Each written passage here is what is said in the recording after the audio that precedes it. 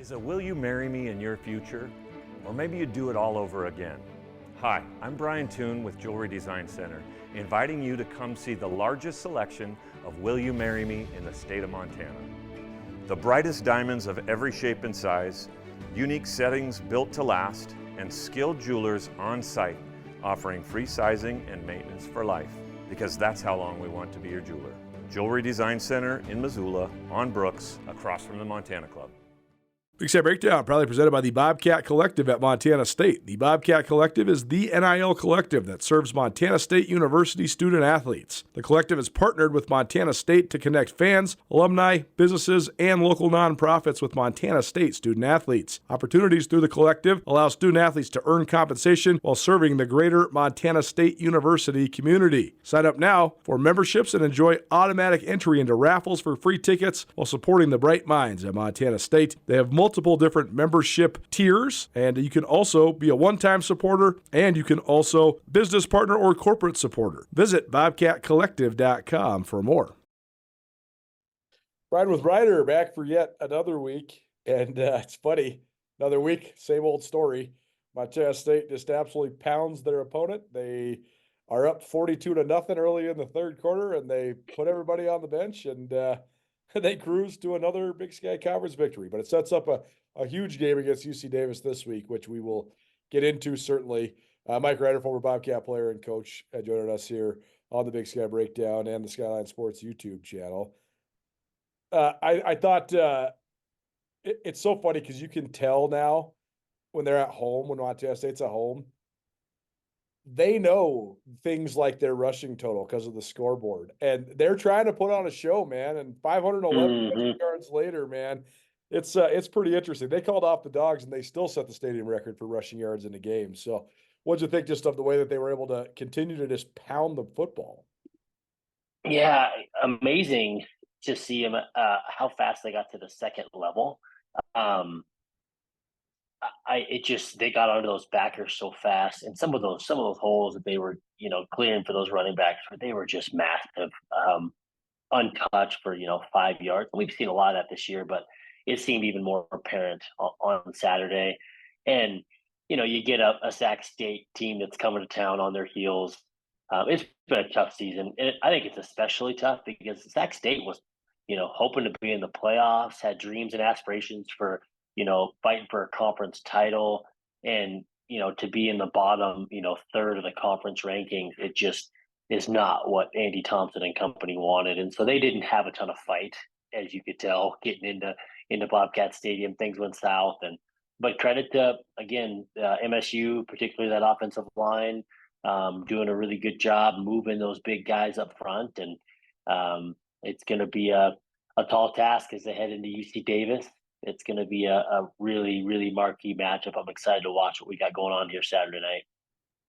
It's just amazing how they've just continued to get stronger in the run game from getting some guys back. I mean, I think they got all four of their tight ends playing at a high level right now. Rohan Jones, Ryan Lonergan, Rylan Schlepp. I mean, all those guys are playing good. Hunter Province, they're all playing well. And the packages they've been running. Yeah, it's funny because they've been dressing it up more and more and more every week with the pre-snap stuff, but actually dressing it down with the concepts that they're running. And now it's just like right, left. It's amazing. They hardly ever even run any of the option stuff or the razzle dazzle stuff. So I actually think that makes them even harder to stop, because now you just never know. You never know when they're going to pull out something from week 6 or whatever, because they just kept it simple these last couple of weeks. Yeah. Some of those wrinkles, I agree. They used some of them early, and so initially you're kind of like, an initial train of thought for some coaches is like, hey, we kind of want to hold on to some of those wrinkles for later in the season. But they've kind of gone, as you mentioned, almost the opposite, where we saw some of those wrinkles early on. Week 6, saw a few wrinkles even against New Mexico, and then all of a sudden you get into some of these conference plays, and you're right, it's been less creativity, a little bit more window dressing. Taco's been moving a little bit more, and then some of the end arounds. Obviously, Ty McCall has been really productive, but you're right. Now it's kind of like you got some of those creative plays on tape. You can kind of dust them off. That those are in the arsenal, and it makes it really challenging. Just speaking from a defensive perspective, just a lot of moving pieces, man. Defense is already pretty darn challenging in terms of just trying to react and the speed of the game. And I'm an old defensive guy, so I feel like offense has dang near every advantage in the book. But you throw this in there, and it's like, boy, what is this Bobcat O going to do? You know they're going to run the football, but some of the bells and whistles and wrinkles within that, and then the RPO game, they've done a really good job implementing that. And so, really interesting. Their identity has really been cemented. You and I talked early on, and I think there's still a little bit of not concern, but maybe just an observation that they don't attack the middle of the field, Colter. You and I have talked about that. They really want to throw the ball, outside. They're going to get the pocket moving. Maybe they'll throw some of those slants off the RPO game. But they really have just adopted their identity and settled into who exactly they are. They're going to run the football. They're going to have the RPO game. They're going to get the empty in some critical situations. Quarterback run game is always a possibility, but it's not going to be an emphasis. But always an easy wrinkle. They're going to play really good defense. And play good special teams. So I think the identity is, as you head into November, it's really good to get that firmed up. And I feel like for a marquee matchup like they got coming up on Saturday night, they should be primed and ready to go. It's so interesting because Vegan gets asked about balance every week. And yeah, he says every week, hey, we know there will be a time when we have to throw the ball a bunch, like where somebody holds us to 3.5 yards per carry instead of 8.5 yards per carry. But he also says, until that time comes, if we can run for 500 yards, we're going to run for 500 yards. I mean, that's the thing that's crazy. I'm looking at the national statistics. They're leading the country in total offense and scoring offense. The country, without throwing the ball. wow. That is amazing. There's one team in America averaging over 500 yards offense a game. It's Montana State. It's wild. Yeah, that is unbelievable. And I think that's how good of a coach, Coach Vegan is. I mean, for him just to be aware of that, to say, look, we know, we're not obtuse to think that like every single Saturday, we're going to be able to run for, break the 300 mark, which was, has been standard throughout this year, not quite the 500 mark, but 300 yards has been pretty standard for this team. And to understand that you're not going to get there, but you've got to find ways to score points when that time comes. They know that. They know that, and the fact that he's aware of it, and they have some game planning, and what do we feel good with as far as like the passing game is concerned? Because you don't want Tommy, throwing it a zillion times and spraying it all over. But if you do have to be more heavy pass versus run, what are those concepts that you're comfortable with?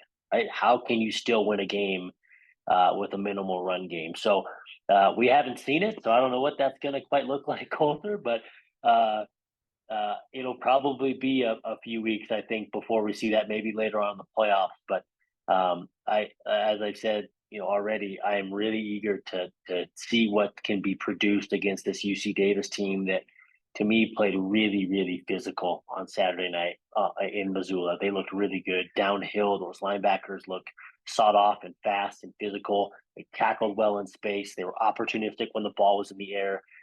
They weren't fazed by the elements, by the crowd. They responded, after a 75-yard opening touchdown drive. So a lot to handle for this Bobcat offense, and then Bobcat D as well. That offense looked tremendous. I thought Lan Larison, albeit didn't break the 100-yard mark, but you can see how electric he is. He was kind of one guy away on a couple of them, had some big receptions. Miles Hastings did a great job protecting the football. It's a dangerous outfit, both offense, defense, and then, mind you, the kicker also managed to kick some big time field goals as well. So I was impressed with UC Davis. It's going to be a tall order Saturday night.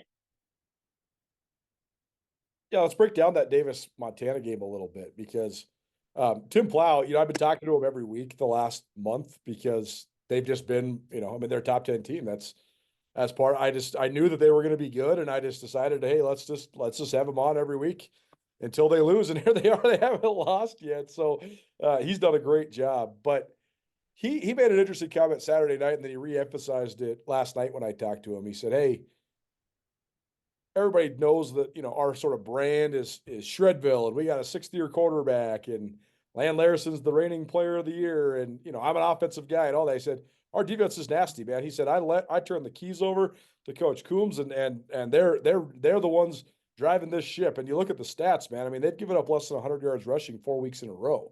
So this could be strength versus. Yeah. I mean, they only gave up 77 yards rushing on Saturday, and part of that is because Montana is just operating so poorly across the board on offense. And we can get into all that here in just a little Yeah. bit. Not running the ball well anymore, and that's not helping either of the quarterbacks, which is part of the reason why they're not operating fluidly on offense. But all that aside, Davis is nice defensively, man. I thought the linebackers were good. I think that safety, that number 4, Connors, he is sick, man. That guy's like a really, really talented guy. So, Which, by the way, Colter, how many years has he played? I feel like this is like his 6th season. I could be wrong, but I feel like he's been there for a handful of years. there's 3 of them. Is it? Okay. It's his older brother. Oh, okay. So And I'm then- not so crazy. All right. And then there's another brother that's on the team that's a linebacker. And then Rex, who's number 4, I think he's actually just now a junior. It seems like he's been around for so long because, first of all, the name is familiar, but also he's an All-American when he was a freshman. So it seems like he's just been dominating on the back end since then. That makes sense. And you know what else? Corner wise, I like their corners. Their corners made some plays. At the FCS level,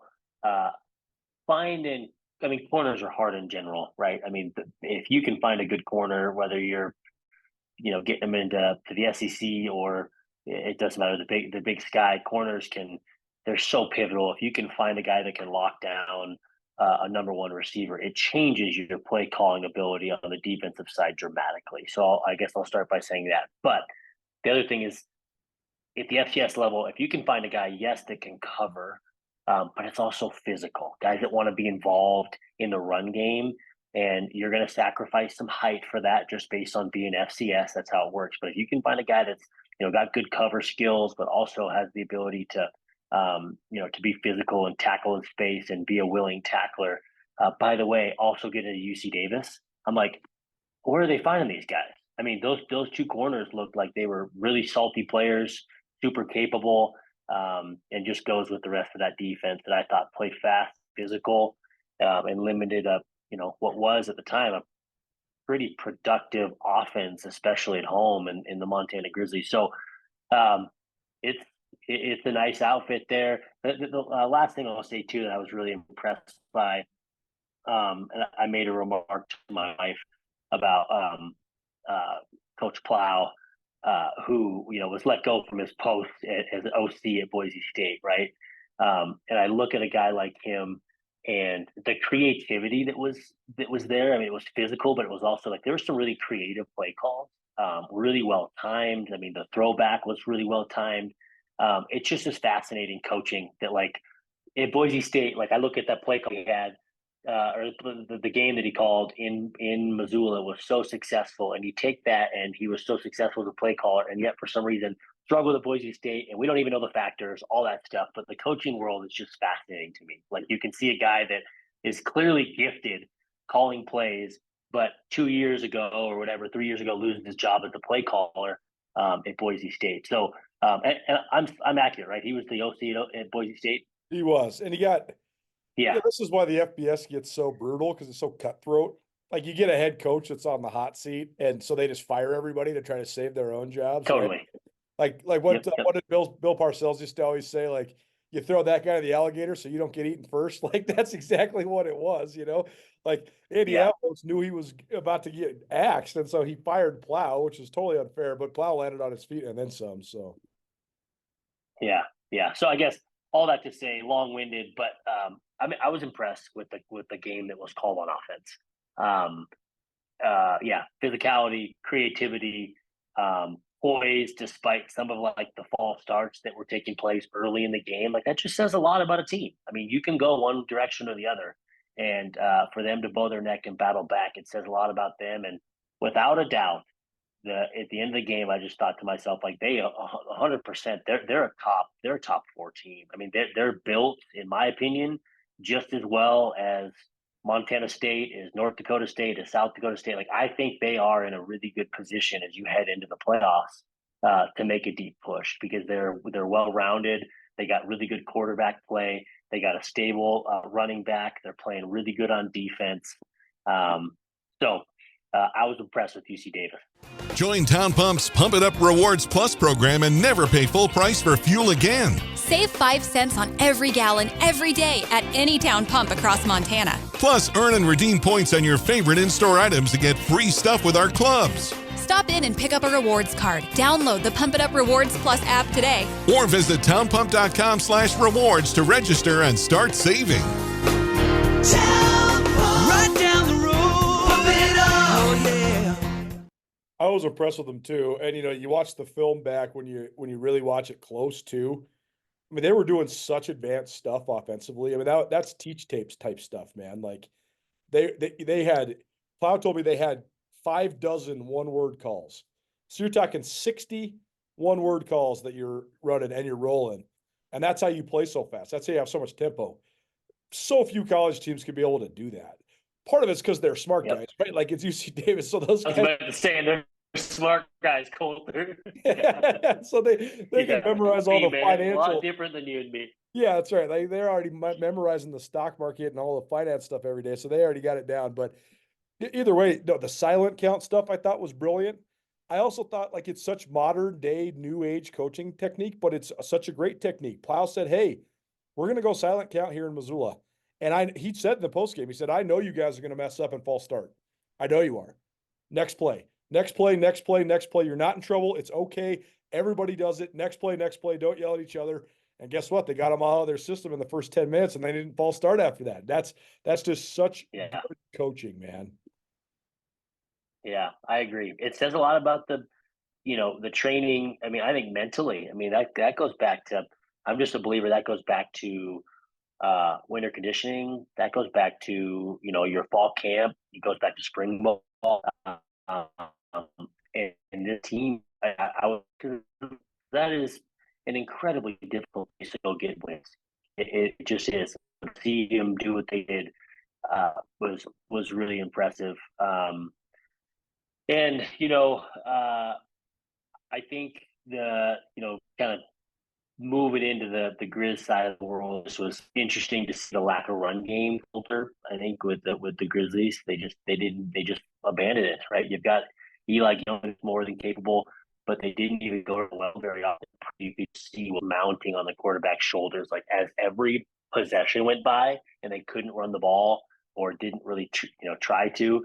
It became too much water for those quarterbacks to carry.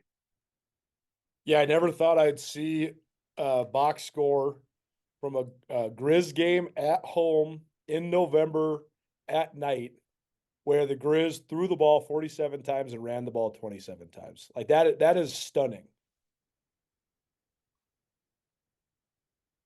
Yeah, that's I don't know what that is stunning. I don't know what to say. It's interesting that they're going to have to find themselves here this week against Portland State, who, by the way, you smell a little blood in the water, and it's kind of, I mean, Portland State had UC Davis beat, by the way. And so, look, they're not going to lay down on Saturday. And so, interesting to see how that one shakes out as well. It'll be a competitive outing. And then you got Dante Chatre, who's done a really good job.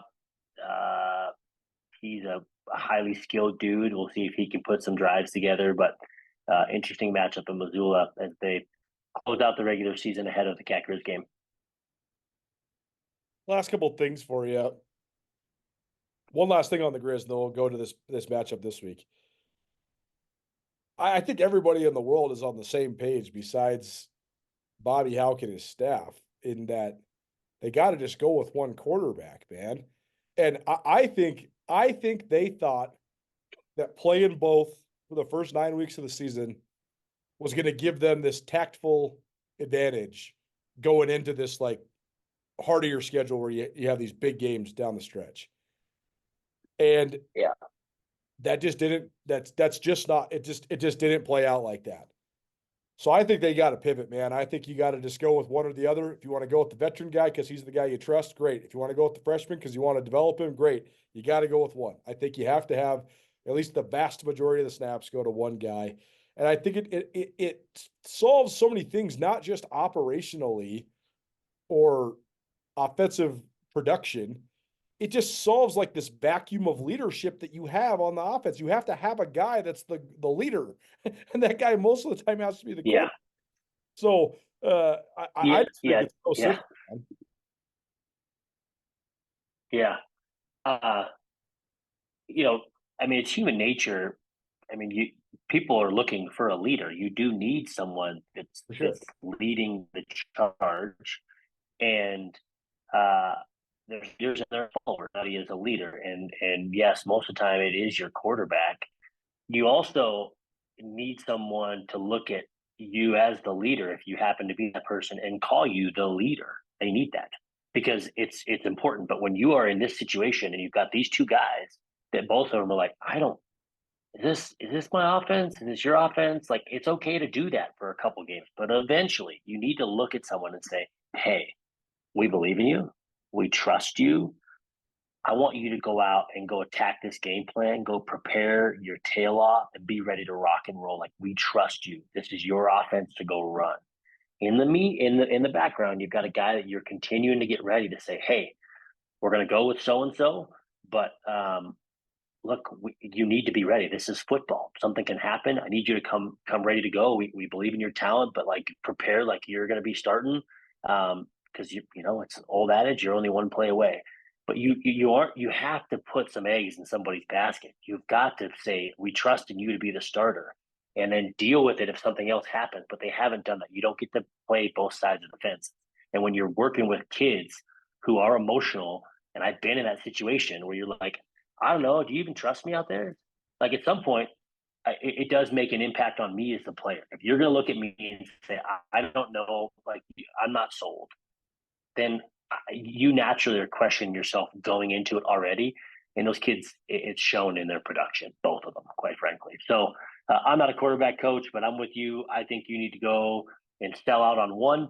And if it were me doing it, you've got a guy that you brought in as a transfer that was supposed to be an immediate type guy. And he's got more experience. He started the game hot last week. To me, I would ride that guy, and then spring and winter conditioning and this whole body of work is when you actually then start saying, I'm going to turn up the heat. And spring ball, it does matter. If you're not comfortable, we've got 15 practices, and whoever battles this thing out is going to be the winner going into fall camp. So there is more at stake, but you're not worrying about wins and losses at that point. So again, that's how I would take this, Colter. But turns out Coach Houck didn't call and ask me. Yeah, well, last point here too. No matter who they go with, and even if it's both guys, you have to help these guys out by letting them turn around and hand the ball off. Like, this is a must-win game on Saturday against Portland.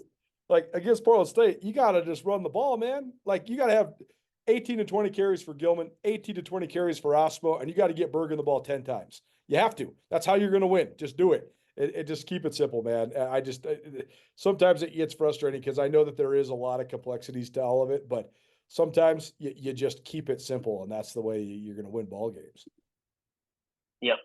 Well said. Well said. Couldn't agree anymore. Both carries for Osmo.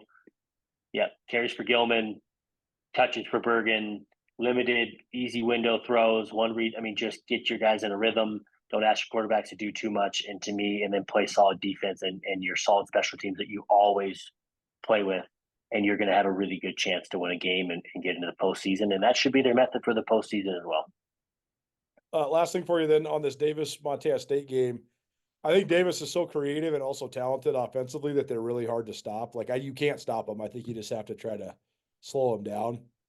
But I think that the only matchup in this game that matters is Davis the real deal on defense or not? Like, can they stand in the way? And, it's a freight train coming right at you. Do you have the cojones to stand there and take it? Can you actually offer some resistance?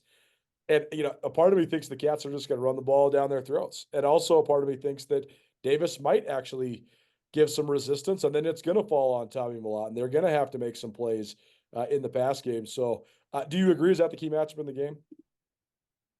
Yeah, I totally agree with you. And I think what also could see is it's one to stop the run, but the quarterback run game, it's just a numbers game, and it's challenge defenses. So I would look to say if I think Tommy could carry the ball more, like some designed quarterback run game. I know it's not what they've wanted to do, throughout the season, just keeping him healthy. But we saw it some against Eastern Washington, some of those design runs. And so I think that's the matchup. They're going to start initially probably just trying to do what they do and get downhill.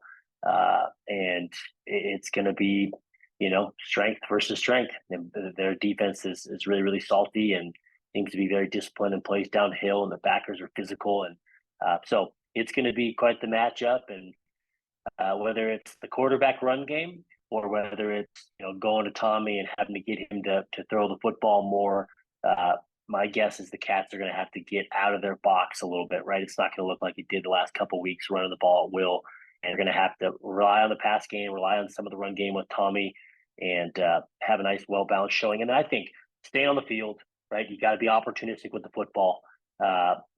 Get a few stops on defense, special teams, and in games like these, you got to make field goals when, if you need a chip shot, and limit explosive plays on special teams.